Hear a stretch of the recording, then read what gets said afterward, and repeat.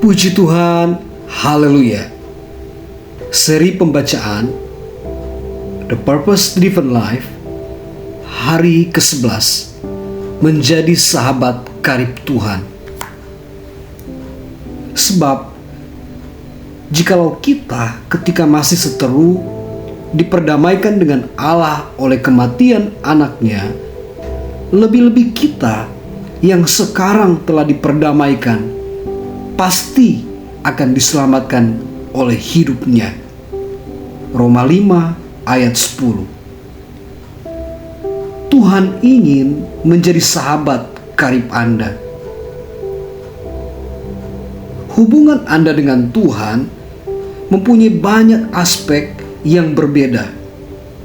Tuhan adalah pencipta Anda, Tuhan dan Tuan, Hakim, penebus, Bapa, Juru Selamat, dan banyak lagi. Tetapi kebenaran yang paling mengejutkan adalah ini: Tuhan yang Maha Kuasa ingin menjadi sahabat Anda. Di Taman Eden, kita melihat hubungan ideal Tuhan dengan kita. Adam dan Hawa menikmati persahabatan yang akrab dengan Tuhan. Tidak ada ritual, upacara, atau agama. Hanya hubungan kasih yang sederhana antara Tuhan dan manusia yang Ia ciptakan. Tidak terhalangi oleh rasa bersalah atau takut, Adam dan Hawa bersuka di dalam Tuhan, dan Ia bersuka di dalam mereka. Manusia dijadikan untuk hidup dalam hadirat Tuhan terus-menerus. Tetapi setelah kejatuhan, hubungan ideal itu hilang. Hanya beberapa orang dalam Perjanjian Lama mempunyai hak istimewa untuk bersahabat dengan Tuhan. Musa dan Abraham disebut sahabat-sahabat Tuhan. Daud disebut orang yang berkenan di hati Tuhan, dan Ayub, Henok, serta Nuh mempunyai persahabatan yang akrab dengan Tuhan. Tetapi takut akan Tuhan bukanlah persahabatan lebih sering terjadi dalam Perjanjian Lama. Kemudian Yesus mengubah keadaan ketika Ia menebus dosa-dosa kita di salib. Tirai di bait suci yang menjadi simbol keterpisahan dari Tuhan robek dari atas ke bawah, menunjukkan bahwa akses langsung kepada Tuhan sekali lagi dapat diperoleh. Tidak seperti imam-imam Perjanjian Lama yang harus menyediakan waktu berjam-jam persiapan untuk bertemu dengan Tuhan. Kita sekarang dapat mendekati Tuhan kapan saja. Alkitab berkata, sekarang kita dapat bersukacita karena hubungan baru yang luar biasa dengan Tuhan itu. Semua itu karena apa yang telah dilakukan Tuhan kita, Yesus Kristus, agar kita menjadi sahabat Tuhan. Persahabatan dengan Tuhan dimungkinkan hanya karena anugerah Tuhan dan pengorbanan Yesus. Semua ini dilakukan oleh Tuhan yang melalui Kristus mengubah kita dari musuh menjadi sahabat-sahabatnya. Lagu pujian yang lama berkata, Yesus adalah sahabat kita. Tetapi sebenarnya Tuhanlah yang mengundang kita untuk menikmati persahabatan dan persekutuan dengan ketiga pribadi Trinitas, Bapa, Anak, dan Roh Kudus. Yesus berkata, "Aku tidak menyebut kamu lagi hamba, sebab hamba tidak tahu apa yang diperbuat oleh tuannya. Tetapi aku menyebut kamu sahabat, karena aku telah memberitahukan kepada kamu segala sesuatu yang telah kudengar dari Bapakku." Kata untuk sahabat dalam ayat ini tidak berarti kenalan biasa, tetapi suatu hubungan yang dekat dan dapat dipercaya. Kata yang sama juga dipakai untuk sebutan seorang pendamping mempelai pria dalam upacara pernikahan dan lingkungan dalam orang kepercayaan raja di istana raja. Seorang hamba harus menjaga jarak dengan rajanya, tetapi lingkungan dalam orang kepercayaan raja menikmati hubungan dekat, akses langsung, dan informasi rahasia. Bahwa Tuhan menghendaki saya menjadi sahabatnya adalah hal yang sulit dimengerti. Tetapi Alkitab berkata, Dia adalah Tuhan yang sangat menginginkan hubungan denganmu. Tuhan sangat ingin agar kita mengenalnya secara akrab. Ia telah merancang alam semesta dan mengatur sejarah, termasuk rincian kehidupan kita. Supaya kita dapat menjadi sahabat-sahabatnya, Alkitab berkata, dari satu orang saja Ia telah menjadikan semua bangsa dan umat manusia untuk mendiami seluruh muka bumi. Dan Ia telah menentukan musim-musim bagi mereka dan batas-batas kediaman mereka, supaya mereka mencari Dia dan mudah-mudahan menjamah dan menemukan Dia, walaupun Ia tidak jauh dari kita masing-masing.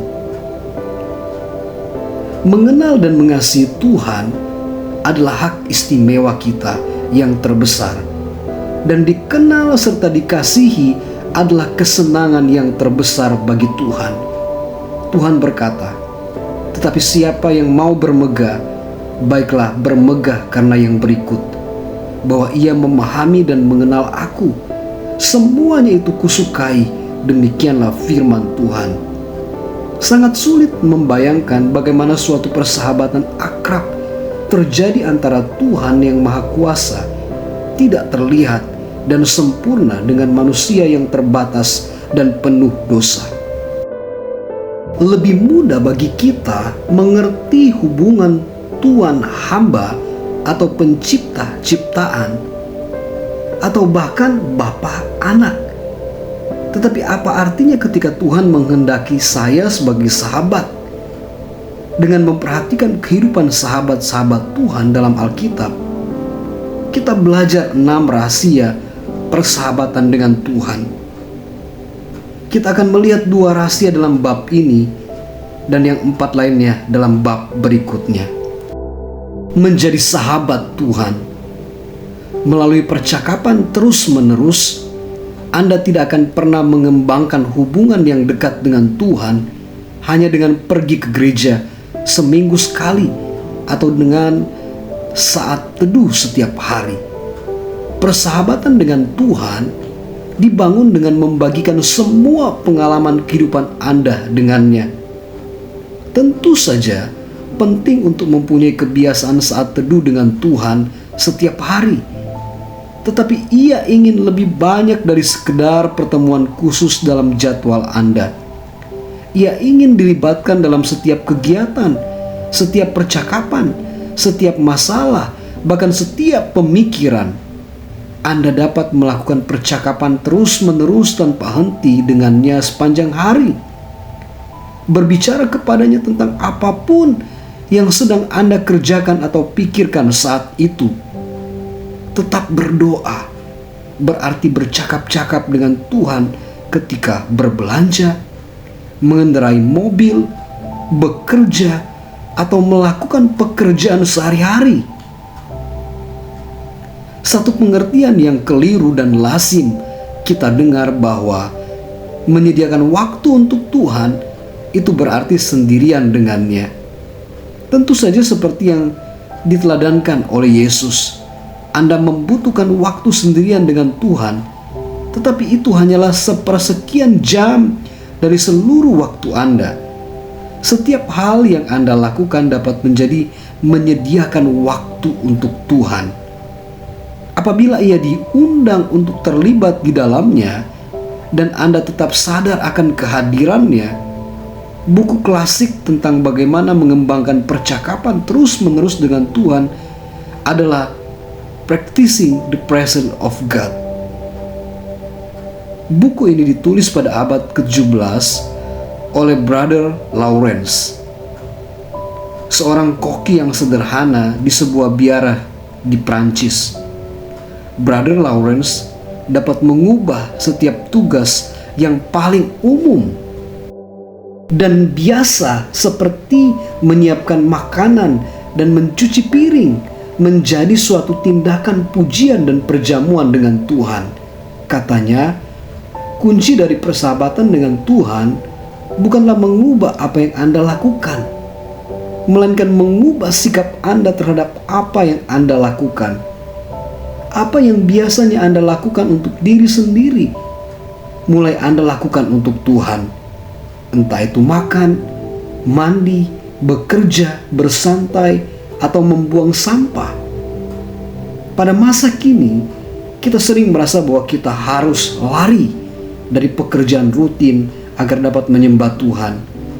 Tetapi itu hanya karena kita belum belajar menikmati kehadirannya setiap saat. Brother Lawrence menemukan bahwa tidak sulit menyembah Tuhan melalui tugas-tugas rutin kita. Tidak perlu menjauhkan diri dan meluangkan waktu khusus. Inilah yang dikehendaki Tuhan. Di Taman Eden, penyembahan bukanlah acara yang harus dihadiri, melainkan sikap yang berkesinambungan. Adam dan Hawa berada dalam persekutuan terus-menerus dengan Tuhan, karena Tuhan bersama dengan Anda setiap saat. Tidak ada tempat yang lebih dekat dengan Tuhan dari tempat di mana Anda berada saat ini. Alkitab berkata, Tuhan berkuasa atas setiap hal dan ada di mana-mana dan di dalam segalanya. Ide lain yang sangat membantu dari Brother Lawrence adalah menaikkan doa-doa percakapan yang lebih pendek terus-menerus seharian daripada doa yang rumit dalam waktu lama. Untuk tetap terfokus dan mengatasi pemikiran yang mengembara, ia berkata, saya tidak menyarankan Anda untuk memakai banyak kata pengulangan dalam doa, karena kata-kata yang panjang sering menyebabkan pikiran mengembara. Pada zaman sekarang ini, nasihat yang telah berusia 350 tahun untuk menjadikan doa sesuatu yang sederhana ini kelihatannya sangat relevan. Alkitab menasihati kita untuk tetaplah berdoa. Bagaimana mungkin ini dapat dilakukan? Satu cara adalah memakai doa nafas sepanjang hari, seperti telah dilakukan banyak orang Kristen selama berabad-abad. Anda memilih sebuah kalimat pendek atau frase yang sederhana yang dapat diulang kepada Yesus dalam satu tarikan nafas. Engkau menyertaiku, aku menerima anugerah-Mu, aku bergantung kepadamu, aku ingin mengenalmu, aku adalah milik-Mu, tolonglah aku untuk percaya kepadamu. Anda juga dapat memakai frase singkat dari firman Tuhan, bagiku hidup adalah Kristus. Engkau tidak akan pernah meninggalkanku. Engkau adalah Tuhan. Doakanlah itu sesering mungkin sehingga berakar dalam di hati Anda. Pastikanlah bahwa motivasi Anda adalah menghormati Tuhan, bukan mengendalikan Dia.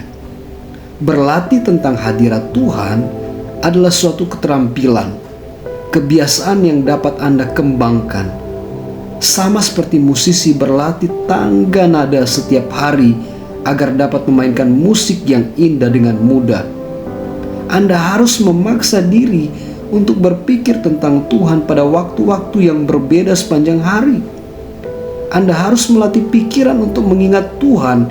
Pada awalnya, Anda mungkin perlu membuat pengingat untuk secara teratur membawa pemikiran Anda kembali pada kesadaran bahwa Tuhan bersama Anda saat itu. Mulailah dengan meletakkan pengingat visual di sekitar Anda. Mungkin Anda perlu menempelkan sebuah catatan yang berbunyi, Tuhan bersamaku dan untukku sekarang ini. Biarawan Benedict memakai jam yang berdenting setiap jam untuk mengingatkan mereka agar berhenti sebentar dan menaikkan doa jam itu. Jika Anda mempunyai jam atau telepon seluler dengan alarm, Anda dapat melakukan hal yang sama. Kadang Anda akan merasakan kehadiran Tuhan, kadang tidak. Jika Anda mencari suatu pengalaman akan hadiratnya melalui semua ini, Anda telah salah mengerti. Kita tidak memuji Tuhan untuk merasa baik, tetapi untuk melakukan apa yang baik. Sasaran Anda bukanlah perasaan, melainkan kesadaran terus-menerus tentang realita bahwa Tuhan selalu hadir. Itulah gaya hidup menyembah, melalui meditasi terus-menerus. Cara kedua untuk membangun persahabatan dengan Tuhan adalah dengan memikirkan firman-Nya sepanjang hari. Ini disebut meditasi. Dan Alkitab berulang kali mendorong kita untuk merenungkan siapa Tuhan sebenarnya, apa yang telah Ia lakukan, dan apa yang telah Ia katakan. Tidak mungkin menjadi sahabat Tuhan tanpa mengetahui apa yang Ia katakan. Anda tidak dapat mengasihi Tuhan kecuali Anda mengenal Dia, dan Anda tidak dapat mengenalnya tanpa mengenal firman-Nya. Alkitab berkata bahwa Tuhan menyatakan dirinya kepada Samuel melalui firman-Nya. Tuhan masih memakai cara itu sekarang. Walaupun Anda tidak dapat menghabiskan waktu seharian dengan mempelajari Alkitab, Anda dapat memikirkannya sepanjang hari dengan mengingat ayat-ayat yang telah Anda baca atau hafalkan dan mencernanya dalam pikiran Anda. Meditasi sering disalah mengerti sebagai ritual yang sulit dan misterius yang dipraktikkan oleh biarawan dan ahli mistik. Tetapi meditasi adalah cara berpikir yang terfokus, suatu keterampilan yang dapat dipelajari dan dipakai dimanapun. Jika Anda memikirkan suatu masalah terus-menerus dalam pikiran Anda, itu disebut khawatir. Jika Anda memikirkan firman Tuhan terus-menerus dalam pikiran Anda, itu disebut meditasi. Kalau Anda mengetahui cara untuk merasa khawatir, Anda sudah tahu cara untuk bermeditasi. Anda hanya perlu menggeser perhatian dari masalah ke ayat-ayat Alkitab. Semakin sering Anda merenungkan firman Tuhan, semakin jarang Anda harus merasa khawatir. Alasan Tuhan menganggap Ayub dan Daud sebagai sahabat-sahabat karib adalah karena mereka menghargai firman-Nya di atas segalanya, dan mereka terus-menerus merenungkannya sepanjang hari. Ayub mengakui, "Aku menyimpan ucapan mulutnya lebih dari makananku sehari-hari." Daud berkata, "Betapa ku cintai Taurat-Mu, aku merenungkannya sepanjang hari. Firman itu terus ada dalam pikiranku, aku tak dapat berhenti memikirkannya." Sahabat berbagi rahasia, dan Tuhan akan membagikan rahasianya dengan Anda jika Anda mengembangkan kebiasaan merenungkan firman-Nya sepanjang hari. Tuhan memberitahukan Abraham rahasianya dan melakukan hal yang sama dengan Daniel, Paulus, para murid, serta sahabat-sahabat lainnya. Jika Anda membaca Alkitab atau mendengarkan khotbah atau kaset, jangan lupakan itu begitu saja dan kemudian menjauh. Kembangkanlah kebiasaan merenungkan kebenaran itu dalam pikiran Anda. Dengan memikirkannya berulang kali, semakin banyak waktu yang Anda pakai untuk merenungkan apa yang Tuhan katakan, semakin Anda mengerti rahasia-rahasia. Hidup yang dilewatkan banyak orang, Alkitab berkata, Tuhan bergaul karib dengan orang yang takut akan Dia, dan perjanjiannya diberitahukannya kepada mereka. Dalam bab berikut, kita akan melihat 4 rahasia lain untuk membangun persahabatan dengan Tuhan. Tetapi jangan menunggu sampai besok. Mulailah sekarang dengan mempraktikkan percakapan terus-menerus dengan Tuhan dan merenungkan firman-Nya terus-menerus. Doa membuat Anda berbicara kepada Tuhan. Meditasi membuat Tuhan berbicara kepada Anda. Keduanya penting untuk menjadi sahabat Anda. Hari ke-11 merenungkan tujuanku. Pokok renungan, Tuhan ingin menjadi sahabat karibku. Ayat hafalan, Tuhan bergaul karib dengan orang yang takut akan Dia. Mazmur 25 ayat 14a. Pertanyaan untuk direnungkan, apakah yang dapat aku lakukan untuk mengingatkan diriku sendiri agar berpikir tentang Tuhan dan berbicara kepadanya sesering mungkin sepanjang hari?